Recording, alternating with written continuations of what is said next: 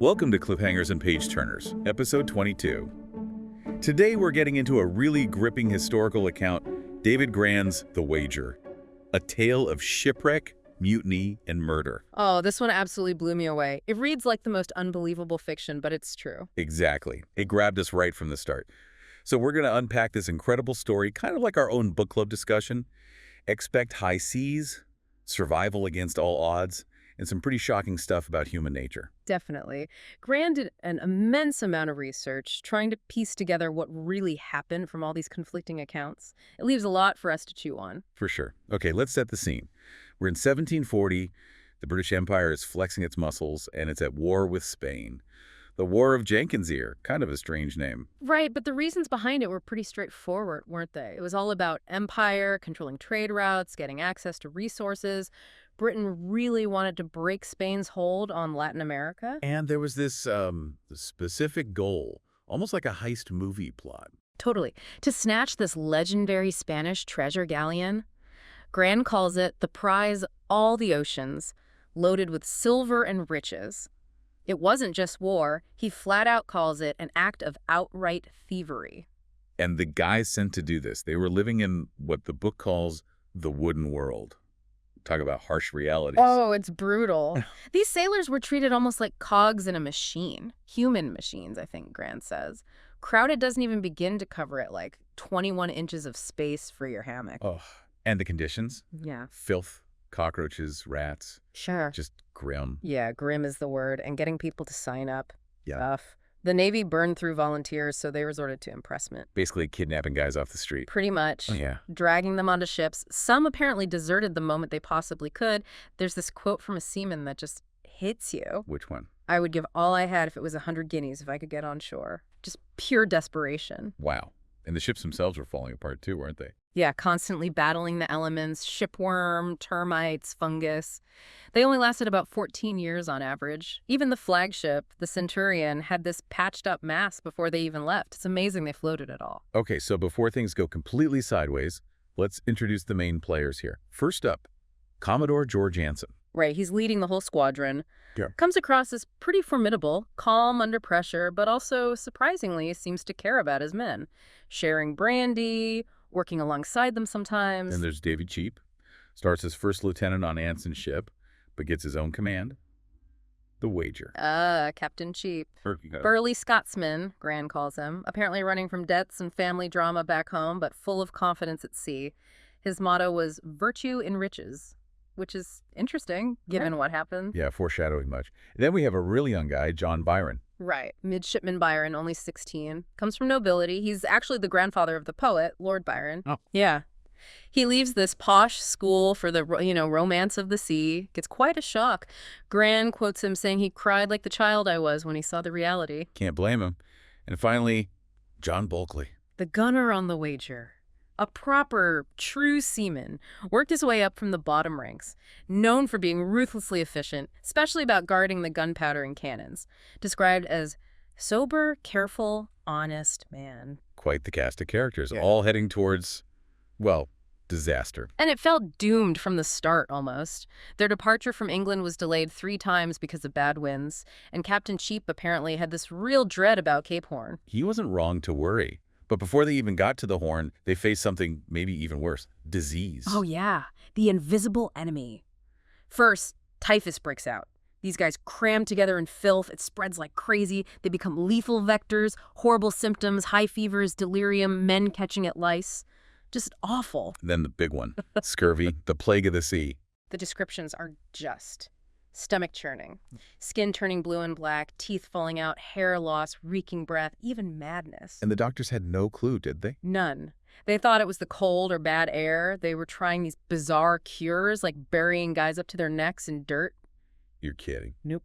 All while the actual cure, vitamin C from citrus fruits, was relatively simple, but just unknown to them then. It's staggering, the ignorance. And the death toll was just immense. The logs filled with DD discharged dead. Every single morning, Grann writes, they were burying 8 or 10 men at sea. Just gone. He has this poignant line, there is always an empty berth in the forecastle, the constant loss. Unimaginable.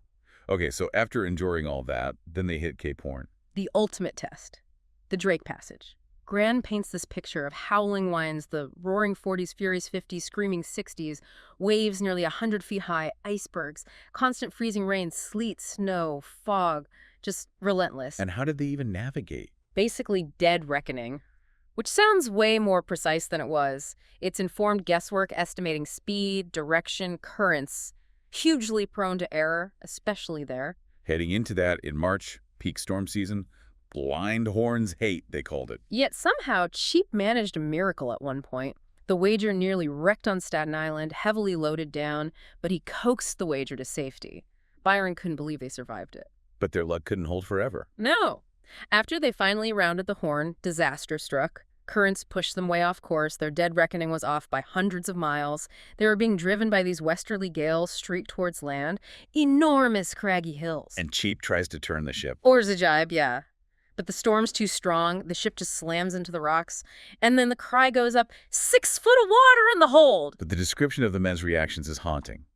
Some praying, some just frozen, like inanimate logs. And that one guy, supposedly the bravest man on board, tries to jump overboard into the waves, just overwhelmed, shows the breaking point, doesn't it?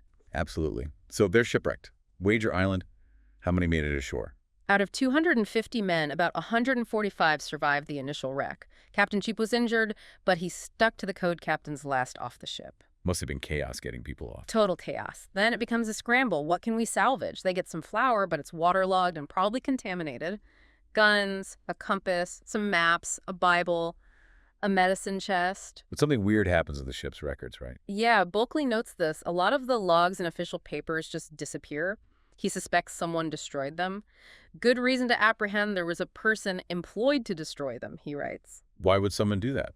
Seems pretty clear, doesn't it? Absolutely. Covering tracks. If the wreck was due to navigational error or bad command decisions, those responsible would want that evidence gone before any potential court-martial back home. Narrative control, even then. So they set up camp, makeshift shelters.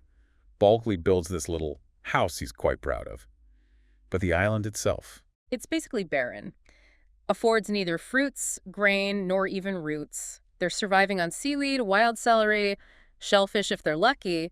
Starvation sets in quickly. And that's when things really start to break down. Grann draws parallels to that Minnesota starvation experiment. Right, how hunger just changes people, makes them irritable, suspicious, manipulative, violent. Stealing food becomes common. That quote is chilling. Hunger is void of all compassion. Discipline completely evaporates. You get factions forming, like Mitchell and his seceders, who basically become outlaws. Accusations flying. And then comes the flashpoint, the shooting of Midshipman Cousins. Right. Captain Cheap shoots him, apparently over stolen flour. Cousins lingers for 2 weeks, then dies. They even keep the bullet and bit of bone. Yeah, Bulkley keeps it as evidence. So here's a big question for us, for you listening. What do you make of Cheap's actions here? Was this a desperate captain trying to maintain any semblance of order in an impossible situation? Or was it just murder? It's tough. On one hand, absolute chaos, starvation, the rules are gone. Maybe he felt he had to make an example. But shooting an unarmed man, there's no trial, no process. It feels like tyranny born of desperation. What do you think? I lean towards it being a massive overreach, a sign of his own control fracturing. The Articles of War existed, yes, but this wasn't a functioning naval vessel anymore. It was a group of starving castaways. To resort to summary execution, it feels like he crossed a line. Regardless of the pressures, it definitely becomes a key justification for what happens later. Absolutely. Amidst all this, they actually encounter some of the local indigenous people. Yeah, the Kawaiskar. Grann describes them as people who wear skins, sea nomads, incredibly skilled navigators and divers. They could dive super deep for sea urchins. Was the interaction helpful? Initially friendly, but language was a huge barrier. And the Europeans carried their prejudices, you know. The Kawaiskar eventually just leave quite abruptly. Hard to know exactly why, but the cultural gap was massive. And later, another group helps out Cheap and Byron. Yes, after the split. A Chono man named Martin and his people guide Cheap's smaller group. They provide essential knowledge, food, navigation help, though even in the castaways' own accounts, you can still sense their racism, unfortunately. It shows how much the castaways relied on indigenous knowledge, even if they didn't fully appreciate it. Okay, so the situation on the island is deteriorating. But there's a glimmer of hope. Yes, Cummins, the ship's carpenter. He takes on this incredible task. lengthening the longboat, making it seaworthy for a long voyage. They call it the speedwell. This becomes the focus escape. Oh, that escape where? And this leads to the big split, doesn't it? Cheap versus Bulkley. Exactly. Two completely different visions. Captain Cheap is still fixated on the mission, on duty, on empire. He wants to sail north to Chiloé Island, find a Spanish settlement, maybe capture a ship, get provisions, and then somehow rejoin Anson to go after that galleon. Seriously, after everything they'd been through. Seriously, his mindset is still, let the honor of our country be immortal. Duty above all else, even survival, it seems. And Bulkley. Bulkley is all about pragmatism. Survival first. He'd read an account by a previous explorer, Narborough, and argues they should sail south, navigate the Strait of Magellan, reach Brazil, which was neutral Portuguese territory, and find passage home. He sees Cheap's plan as madness, basically saying Cheap himself is the real source of chaos. Okay, another debate point. Whose plan do you back? Cheap's honor-bound, possibly suicidal mission, or Bulkley's get-us-home-alive strategy? For me, it seems like a no-brainer. Yeah, I have to agree. Bulkley's plan seems like the only sane option given their condition. They were starving, weak, barely equipped. Sailing north to attack someone, it sounds completely delusional. Cheap seems utterly bound by this rigid idea of naval duty, unable to adapt to the reality they were facing. It's that clash between abstract ideals and the brutal reality of survival. Bulkley is grounded. Cheap seems lost in the code. And that fundamental disagreement leads directly to mutiny. Bulkley starts gathering support, particularly from Lieutenant Baines and others who feel Cheap is endangering them all. And the confrontation happens. It does. Bulkley and his faction, armed, confront Cheap. Grann says Cheap faced this raging mob, unarmed, showing incredible courage, actually. All the conduct and courage imaginable. But courage wasn't enough. No. King, the bosun, punches Cheap. They tie him up, declare him unfit for command, essentially. They leave him and 9 loyalists behind on Wager Island. Wow. Just leave him there. Yep. And Bulkley writes in his journal, very matter-of-factly, "This was the last time I ever saw the unfortunate Captain Cheap." Chilling. So the Speedwell sails off with Bulkley and about 59 others. What is their journey like? Harrowing still. Crammed into this modified boat, more people die, some men get abandoned along the coast when they cause trouble. There's even another near mutiny against Bulkley.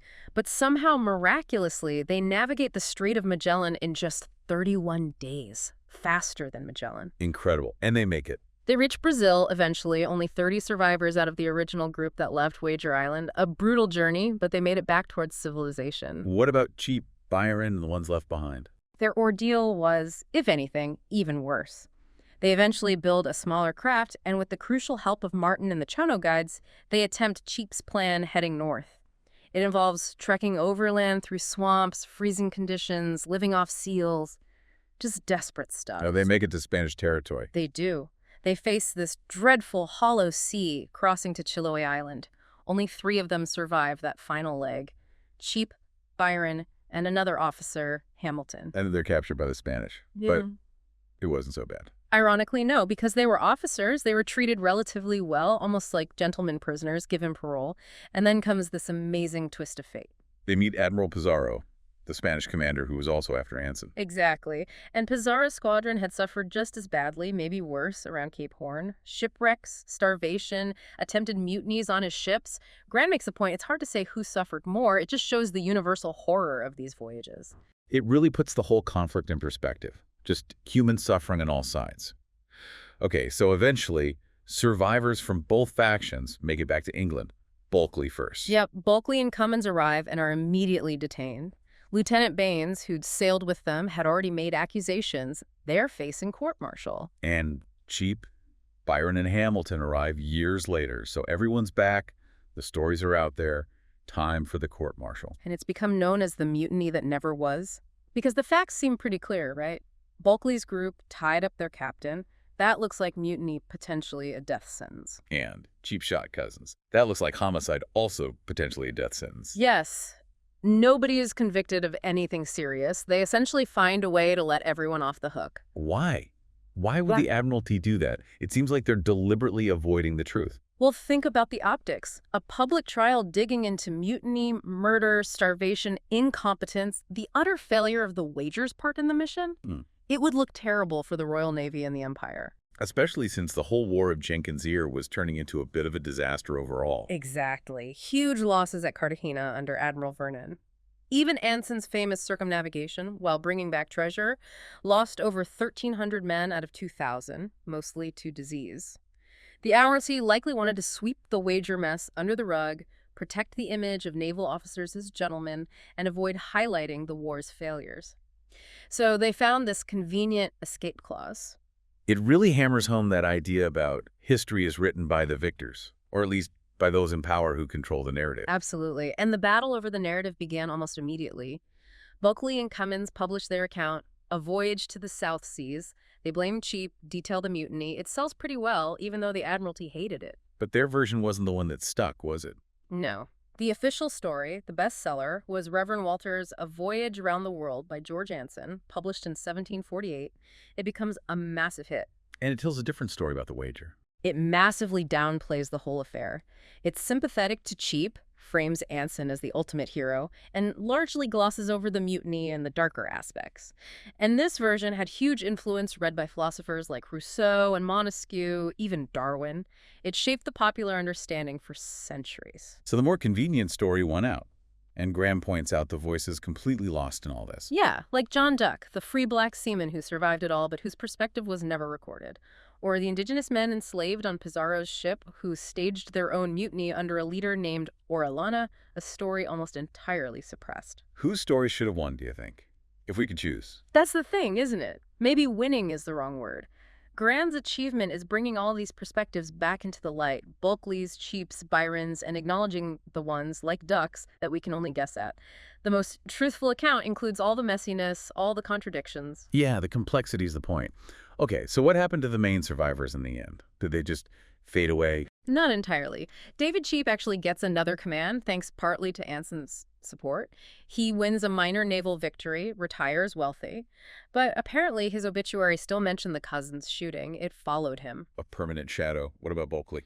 He makes his way to America, publishes an American edition of his book, maybe seeking a fresh start in what Grann calls that hotbed of rebellion, and then he just vanishes from history. Nobody knows what happened to him. Wow. And John Byron, Foul-Weather Jack. He stays in the Navy, rises to vice admiral, gets that nickname Foul-Weather Jack because bad storms seemed to follow him. But he was known for taking good care of his men, maybe learning from the wager ordeal. And his experiences definitely seem to echo in his grandson Lord Byron's poetry about shipwrecks and survival. So the story lived on, in a way, and the wreck itself. It was actually found in 2006 off the coast of Chile. Wager Island is still there, desolate. Grann describes seeing rotted planks poking out of the sea, a tangible link to this incredible story. It's just quite something. Reading The Wager, you're forced to think about survival, obviously, but also about truth, how stories get told, what duty even means under pressure. It really does. It challenges easy answers. Were they heroes, mutineers, victims, murderers, maybe all of the above at different times? So final thoughts. What's the one thing about human nature, or maybe about history, that really struck you the most from this whole account? For me, it's how thin that veneer of civilization really is when pushed to the absolute limit, and how readily institutions will manipulate the truth to protect themselves. That's a powerful takeaway. For me, I think it's the resilience, but also the ambiguity. There's no single hero here. You see flashes of incredible endurance and courage from unlikely people like Bulkley or Byron, alongside terrible brutality and flawed leadership. It shows how complex people are, especially in extremity. And it highlights how much history depends on who gets to tell the story. That was quite the journey, wasn't it? The Wager by David Grann is just one of those books that stays with you. We really hope you enjoyed our chat about it. Yeah, definitely pick it up if you haven't read it. We'd love to hear what you think. Who did you side with, Cheap or Bulkley? What did you make of that court-martial outcome? Let us know in the comments. Please do. We love hearing your perspectives. And if you enjoyed this discussion, please give us a like, maybe share it with a friend who loves a good historical adventure. And definitely subscribe to Cliffhangers and Page Turners so you don't miss our next book club chat. Absolutely. Join us next week for episode 23.